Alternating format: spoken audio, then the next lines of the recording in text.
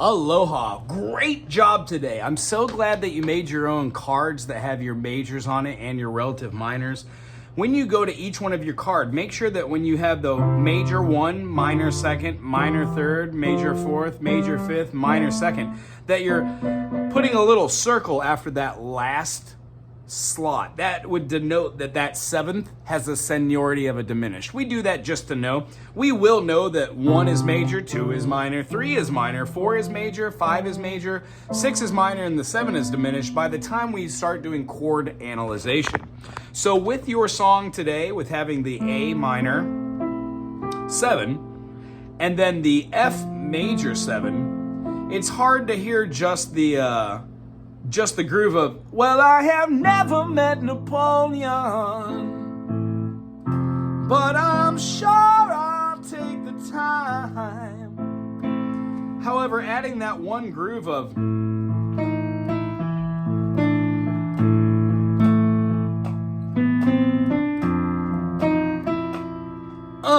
it really does something, because in the A minor, we're using that as a flat 5 to a 5.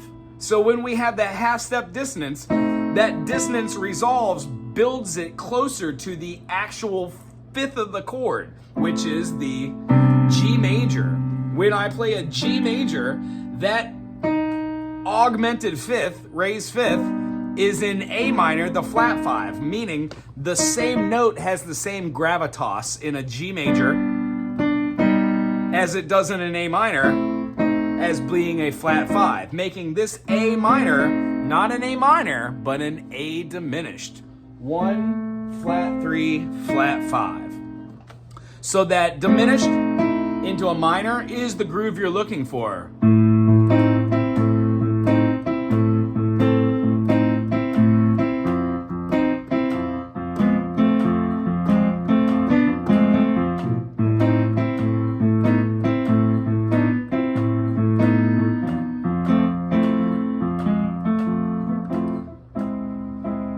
There's a diminished chord up to a minor.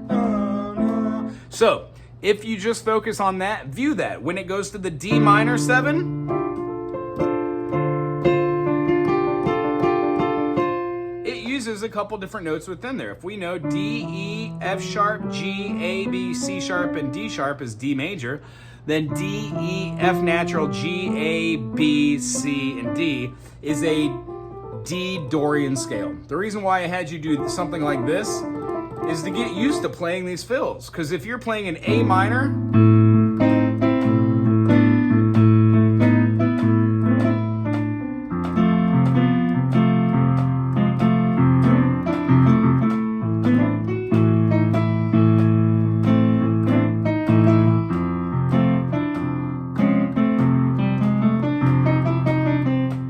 you're going to be doing a lot of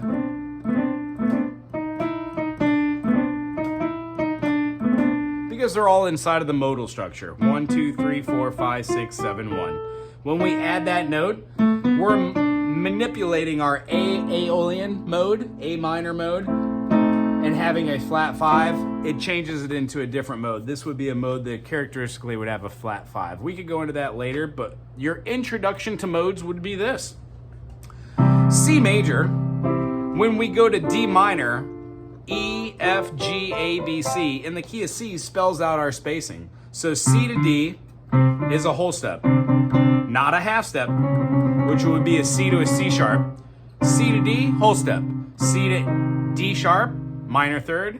C to E, major 3rd. C to F, perfect 4th. C to F sharp, augmented 4th. C to G, perfect 5th. C to G sharp, augmented 5th. C to A, that is the relative minor, and it is also a minor 6. Sorry, it is a natural 6, major 6. We have our 7th, which is a minor 7th, or the dominant 7th in the key of C. And then our major 7th in the key of C is a B. And then it resolves. So when we see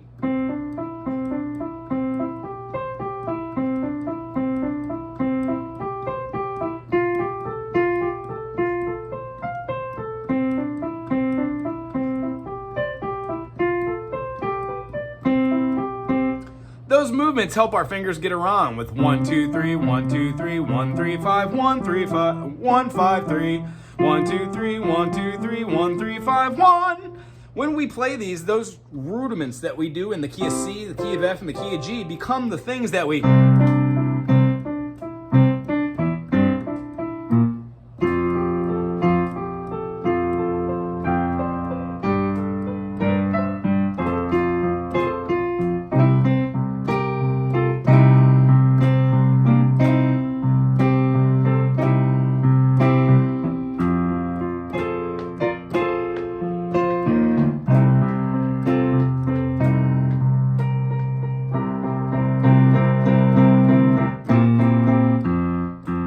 The rudiments that we use to play blues. When we talk about how a C major can't have 1, 2, 3, 4, 5, 6, 7, 1, that a C major with a dominant or C7 must have the modal structure of 1, 2, 3, 4, 5, 6, flat 7, 1, it makes it a lot easier to discuss how to get and achieve the feeling of a major chord that starts as a minor. It's a very interesting concept. I'm glad you follow along with that. With your finger movements today, see that 1, 2, 3, 1, 2, 3, 1, 3, 5, 1, 5, 3 can be done in every key.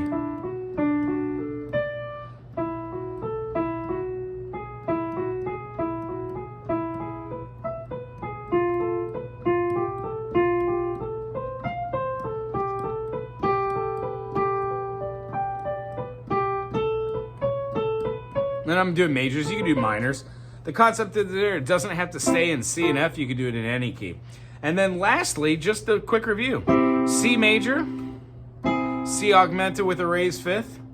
When I play C major with the sixth note, it becomes a C6. C augmented, C major. So a C minor would include a flat 3. So to answer your question, whenever we have any triad that has a flat 3, a minor third, it is a minor mode. Meaning, when we get all the way to B diminished, C, D, E, F, G, A, B diminished, that mode is a minor mode because it is Locrian and it has a flat 3.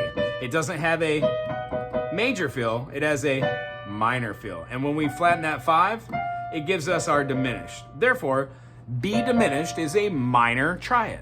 It has a flat 5 as well, however, it is not a major. I hope that makes a lot of sense. Other than that, we're gonna go over a little bit more on how we could see 1, 2, 3, 4, 5, 6, 7, 1, maybe through the eyes of G major. G major, A minor, B minor, C major, D major, E minor, F sharp diminish, and G. When we play these, no matter what key we're in, F major, G minor, A minor, B flat major, C major, D minor, E diminished, and F. When we see that each one of these 1, 2, 3, 4, 5, 6, 7 has a particular amount of chords inside its seven chord diatonic structure, we begin to relate chords. D major, A major, and E major work well together because E, F sharp, G, A is the fourth of E.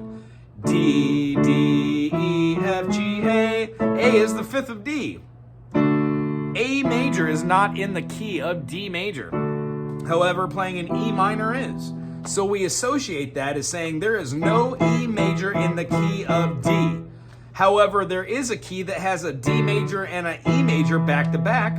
If this is the 5 and this is the 4, that must mean that this is the 3, and this is the 2, and this is the 1. A major, B minor, C sharp minor, D major, E major. See how D and E go back to back? So we now know how to realize that A major has D as a 4th, E as a 5th. That would make its minor 6th F sharp minor. Its major 6th, or its 7th would be a G sharp diminished, and it will resolve to the A major. So why don't you try to find any key, pick any note on the piano. How about this one? A major. We just did that. How about G major? G, A, B, C, D, E, F sharp, and then play an F sharp diminished and resolve to a G major. It's wonderful seeing you today. Great job bringing in a Steely Dan song. Next week, bring in another tune. We'll use it to give another musical theory tidbit, I guess. Aloha.